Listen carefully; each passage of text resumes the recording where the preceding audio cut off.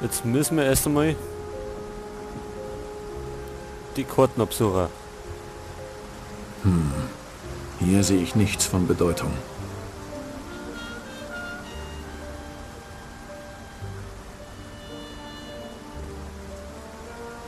Ach, die ist ja so groß.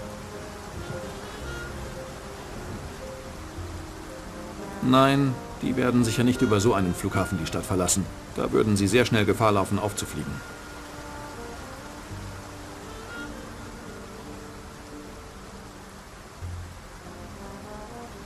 Da ist es, MacArthur Airport. Dies ist meilenweit der einzige Flughafen. Da wollen sie garantiert hin. Wenn ich den Northern Boulevard nehme, sollte ich in weniger als 2 Stunden da sein. Die Fähre braucht bestimmt länger. Also sind sie sicher noch unterwegs. John. Weißt du, wo Mädchen jetzt ist? Möglicherweise. Aber du musst mir einen Gefallen tun. Ich glaube, mir wird nicht gefallen. Du musst einen gewissen Violetta Moore anrufen und ihn bitten, zum Museum zu kommen. Wir nicht gehen holen Mädchen und Freund? Doch, aber das muss ich alleine erledigen. Und wie du willst hinkommen? Mit deinem Taxi. Du willst Taxi von mir haben? Ja, du kannst nicht mitkommen. Du würdest mir nur in die Quere kommen. Unmöglich! Ich nicht einfach gebe dir mein Taxi. Wenn ich muss, dann nehme ich es mir mit Gewalt. Also hör auf zu jammern. Verdammt! Das ist unfair! Deine Schuld, dass ich verhaftet heute. Dass ich Mädchen entführt und in dies miese Geschichte gezogen. Und jetzt du willst Taxi? Das ist unfair. Wenn alles glatt läuft, findest du es morgen früh sauber geparkt auf der Lower East Side. Und wenn nicht gut läuft? Hä? Was dann? Dann bin ich tot. Und dann muss ich mir dein Gejammer nicht mehr anhören. Also ist das vielleicht nicht das Schlechteste. Okay. Okay. Du mein Taxi nehmen, aber versprechen, dass vorsichtig fahren. Taxi, einzige Sache, die ich habe auf der Welt. Keine Sorge. Ich behandle es, als wär's mein eigenes. Nicht gut genug. Das gibt mir nicht besseres Gefühl. Vergiss nicht, Violetta Moore anzurufen. Seine Nummer findest du im Telefonbuch. Violetta Moore, Central Park Museum. Ich alles noch wissen. Gut. Für mich wird's Zeit, ein Flugzeug aufzuhalten.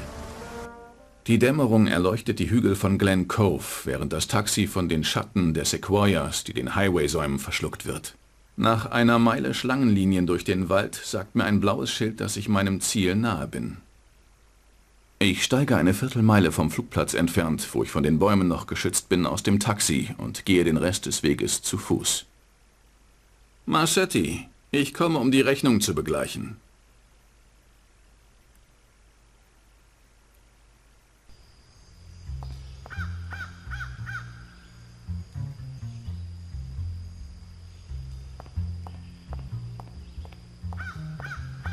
Oscar. Hast du Diaz gesehen? Wenn sie fragt, dann hast du mich nicht gesehen, klar? Ich werde mich mal mit unserem Gast unterhalten. Und der Diaz soll mir nicht dazwischen funken. Während ich mich mit dem hübschen Rotschopf amüsiere, hältst du dir draußen die Augen auf, hm? Wenn du jemanden siehst, weißt du ja, was du zu tun hast.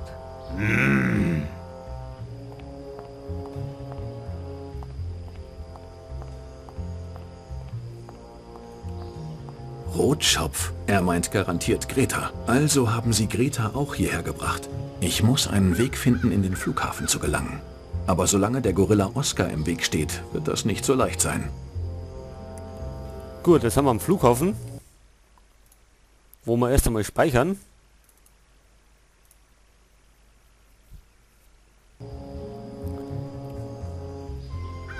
Gut, dann schauen wir mal, wie wir da reinkommen.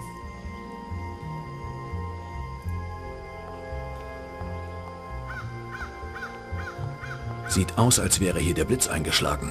Kaputte Möbel und Papiere, soweit das Auge reicht. Selbst wenn es hier etwas Nützliches gäbe, würde ich es in dem Chaos bestimmt nicht finden.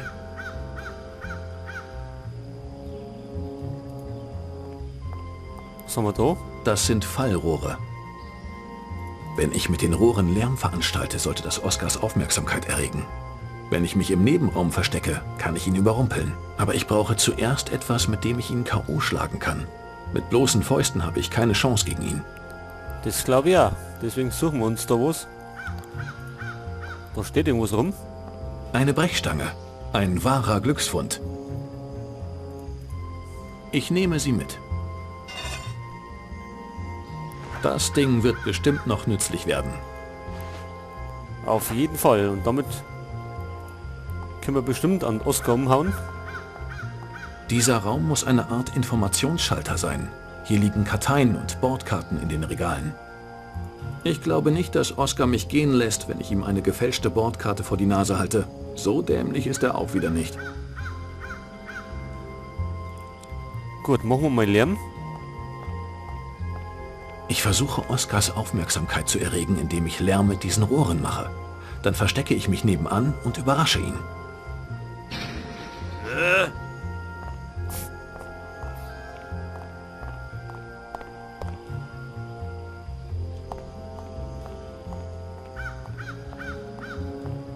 Hat er wunderbar hingehauen. Verflucht, ich muss ihn näher ranlocken. Näher, wie näher.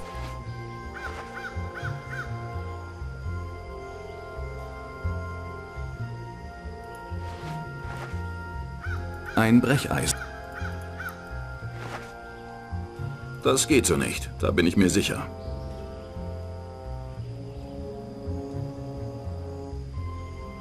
Nein, das ergibt...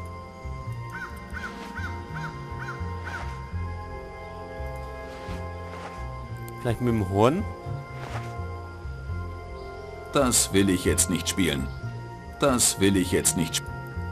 Ist ja gut.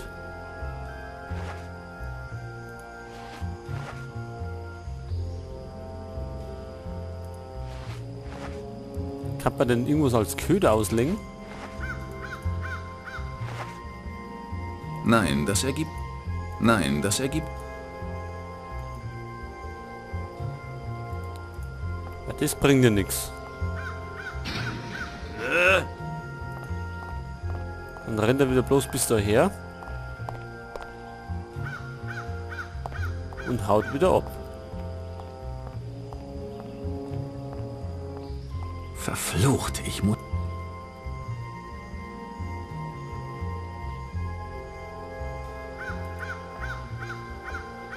Das sind Fallen.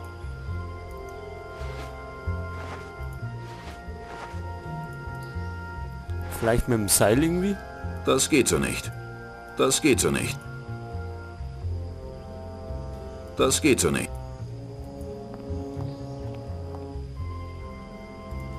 Nick.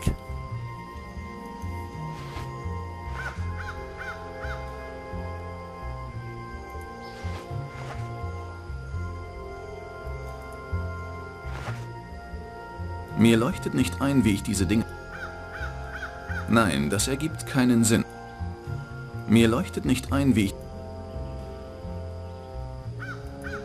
Mit dem Licht der Taschenlampe sollte ich Oscars Aufmerksamkeit erregen können. Wenn er hier reinkommt, ziehe ich ihm eins über. Aha. Das schaut gut aus.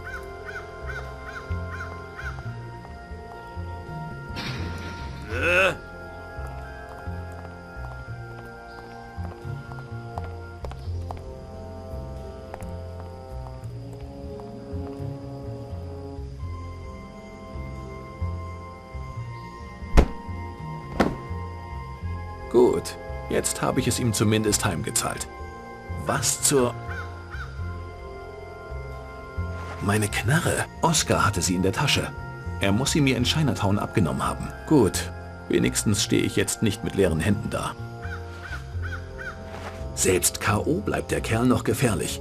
Wenn der wieder zu Bewusstsein kommt, reißt er mir einhändig den Kopf von den Schultern. Tja, wir haben doch noch ein Seil dabei. Oder wir hauen nochmal mit der Brechstange drauf ein. Ja, wenn ich ihn mit diesen Stricken fessle, dann sollte er keinen Schaden mehr anrichten können, selbst wenn er aufwacht. Okay, ich habe meine Taschenlampe zurück und Oscar unter einem der Schreibtische versteckt. Ich hoffe, dass niemand nach ihm sucht. Wenn sie merken, dass er nicht am Eingang steht, wird es nicht lange dauern, bis sie mir auf die Schliche kommen. Ich beeile mich besser, jetzt wo der Eingang zum Flughafen frei ist.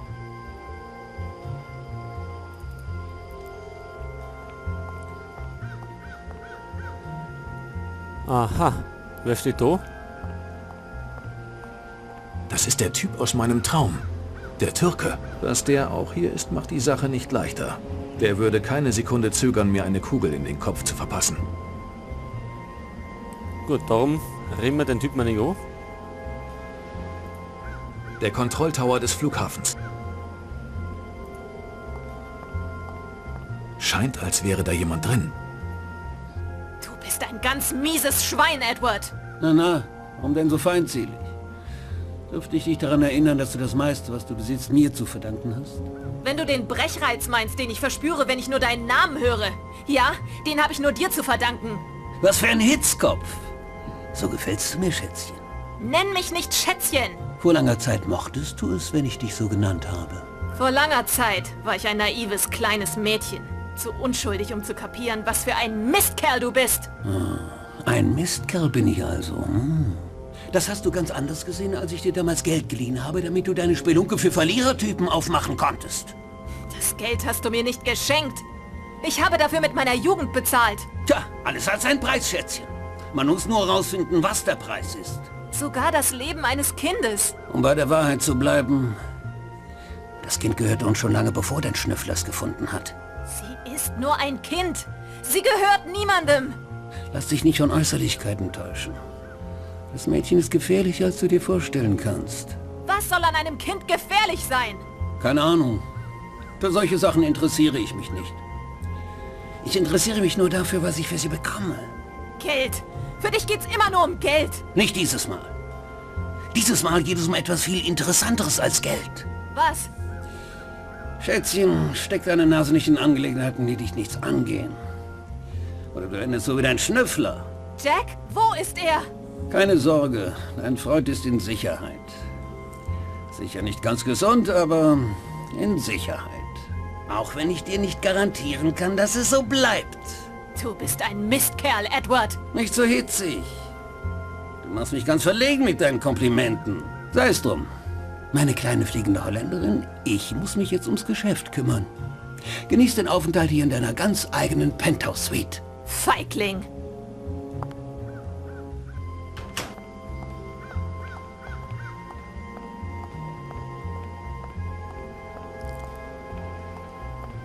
Gut, der ist da marschiert.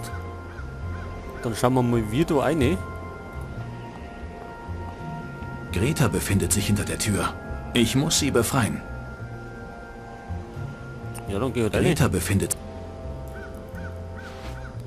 Oder ist wieder zu. Dann nehmen wir an Dietrich, ja? Ich kann nicht jedes Schloss knacken. Warum nicht?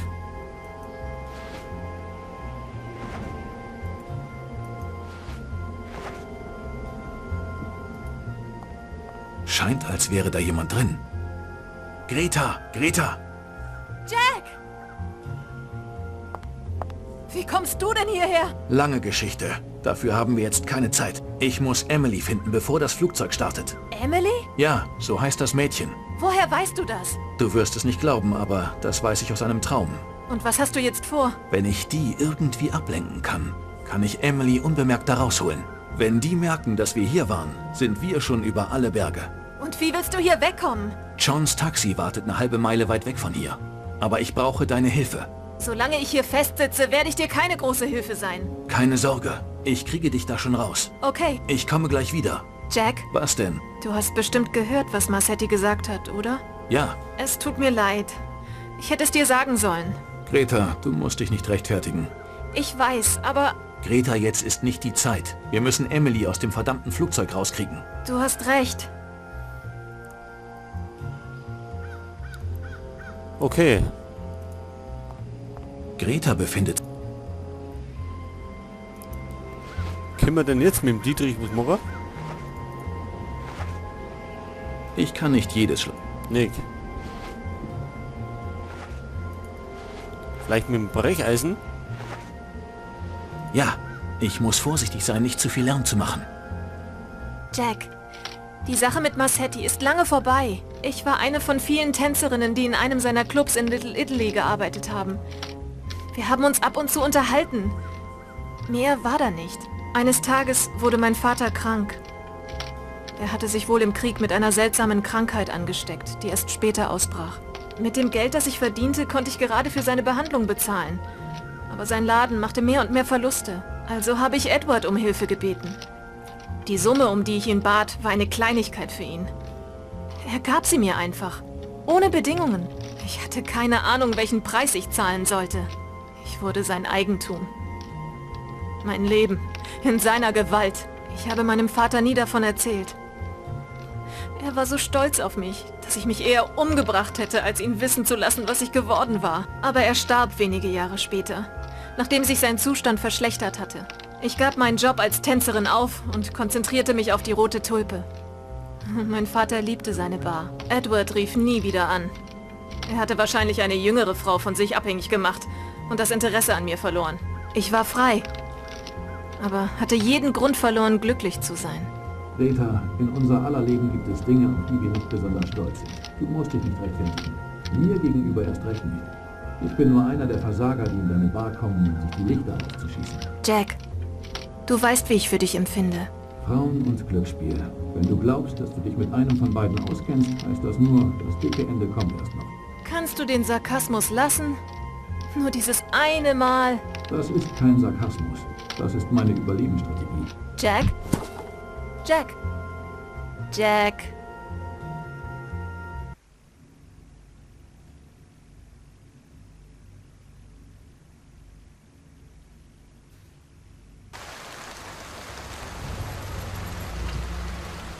McLean, wir sind da. Gut. Nicola sagte, dass der Professor sich im Museum versteckt hält. Oberstes Stockwerk, Raum 13. Die Hintertür wurde nicht verschlossen. Du solltest keine Probleme haben. Aber halt trotzdem die Augen offen. Ich werde dran denken. Wir warten hier. Ich werde nicht lange brauchen. So, wir sind wieder als McLean unterwegs. Und müssen den Professor Züttler aufsuchen. Das heißt, wir müssen da hinten rundum.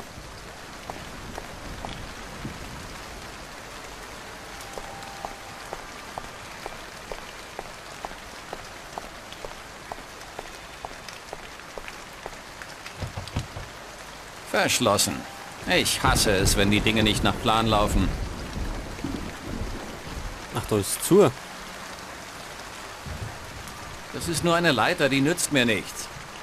Ich brauche das Zeug nicht. Da liegen rostige Stangen auf dem Boden. Ich brauche das Zeug nicht. Ölfässer, mehr nicht.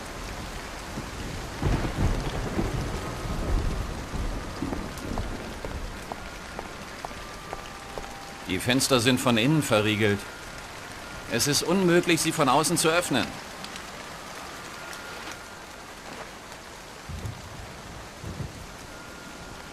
Aha, also es ist zu. Und wie kommen wir dann da rein?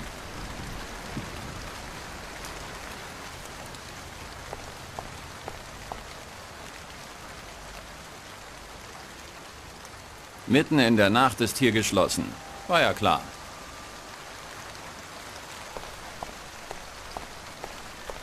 Scheint, als hätte man hier mit Renovierungsarbeiten begonnen.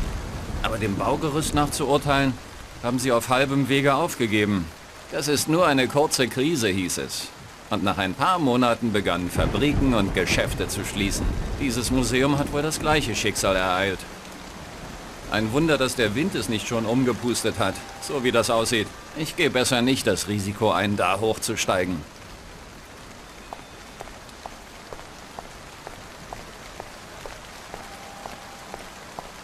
Jetzt versuchen wir mal mit dem Fahrrad zum Rennen. Vielleicht weißt du, wie wir da reinkommen.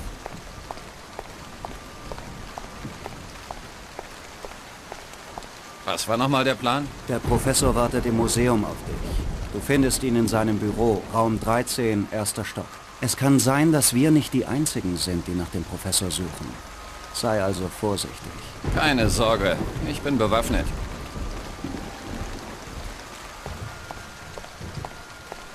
Die Wasserbehälter sind trockengelegt worden, um mehr Raum für die Baugerüste zu schaffen. Nichts von Interesse. Ein Wunder, dass der Wind es nicht schon um... Ich gehe besser nicht...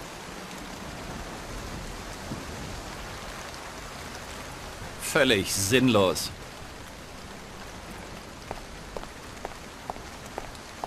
Das ergibt keinen Sinn. Okay, also, wie kommen wir jetzt da rein?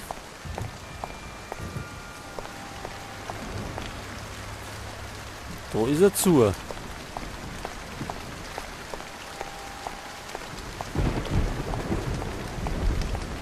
Nach meinen Informationen hätte die Tür offen sein sollen, aber sie ist verschlossen. Verschlossen. Ich hasse es, wenn die Dinge nicht nach Plan laufen.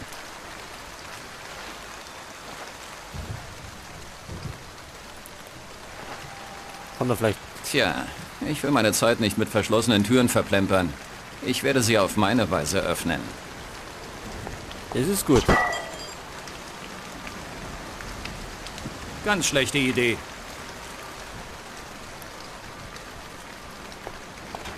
Ach so. Gut, dann hätten wir das schon mal erledigt. Müssen wir gerade noch in Raum 13 kommen.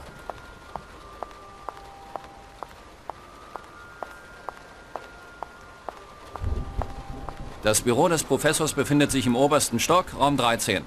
Das sollte sich doch finden lassen.